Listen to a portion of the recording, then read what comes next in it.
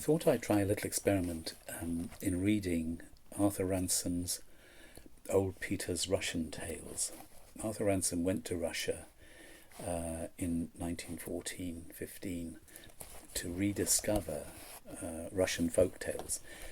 And this is what he writes as a note in his book that he subsequently wrote. The stories in this book are those that Russian peasants tell to their children and to each other.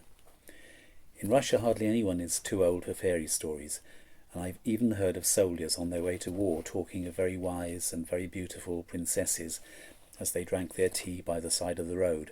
And I think there must be more fairy stories told in Russia than anywhere else in the world. In this book are a few of those I like best.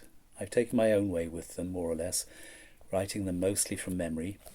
They, or versions of them, are to be found in the coloured chapbooks in Afanasyeev's great collection, or in solemn, serious volumes of folklorists written for the learned. My book is not for the learned, or indeed for grown-up people at all. No, people who really like fairy stories ever grow up. No one ever grows up altogether. This is a book written far away in Russia for English children who play in deep lanes with wild roses above them in high hedges, or by the small singing becks that sing down the grey fells at home. Russian fairyland is quite different.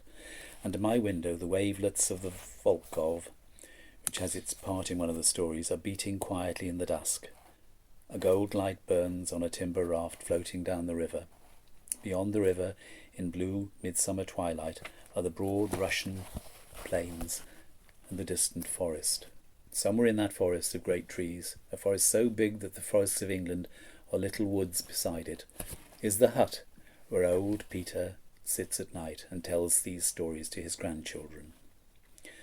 That was written as an introduction in 1915 in Vergazeya.